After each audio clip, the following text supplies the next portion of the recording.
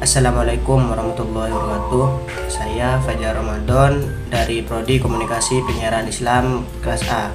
Di sini saya akan membahas resume materi tentang periodisasi usul fikih dari masa Rasulullah, Khulafaur Rasyidin, prakodifikasi, kodifikasi, dan pasca kodifikasi. Langsung saja masuk ke resume materi. Yang pertama, pada masa Rasulullah.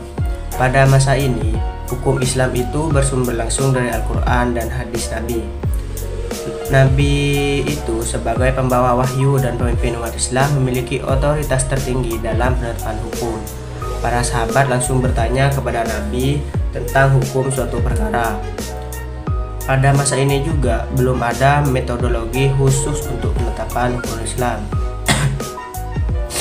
Yang kedua, pada masa Khulafaur Rasyidin.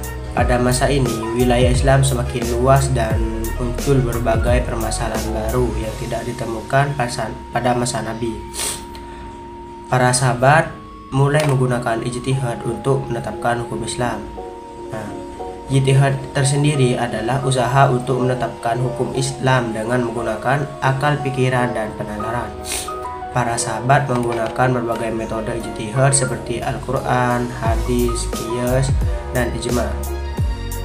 Pada masa ini muncul beberapa perbedaan pendapat di antara para sahabat tentang hukum Islam.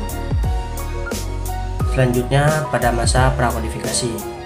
Pada masa ini ijtihad semakin berkembang dan muncul berbagai mazhab fiqh. Mazhab fiqh adalah aliran pemikiran dalam bidang hukum Islam yang memiliki metodologi dan pengikutnya sendiri. Pada masa ini juga muncul beberapa karya usul fiqh seperti Kitab Al-Mudawwanah karya dari Imam Malik dan Kitab Al-Muhallah karya dari Imam Syafi'i. Lanjut pada masa kodifikasi. Pada masa ini metodologi ijtihad semakin disempurnakan dari mazhab dan mazhab fiqh semakin matang. Para ulama pun mulai menulis kitab-kitab usul fiqh yang sistematis dan komprehensif. Pada masa ini juga muncul beberapa karya usul fiqh yang monumental seperti kitab Al-Mahsul, ini dari karya Imam Razi, dan kitab Bidayatul Mujtahid, ini karya dari Imam Al-Ghazali. Selanjutnya, yang terakhir pada masa kodifikasi.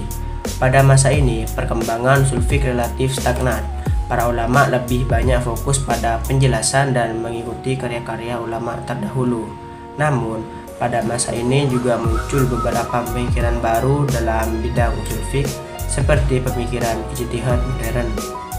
Hanya itu yang dapat saya sampaikan mengenai resume materi periodisasi usul fiqh dari masa Rasulullah, Khulafaur Rasyidin, prakodifikasi, kodifikasi, dan pasca kodifikasi. Kurang lebihnya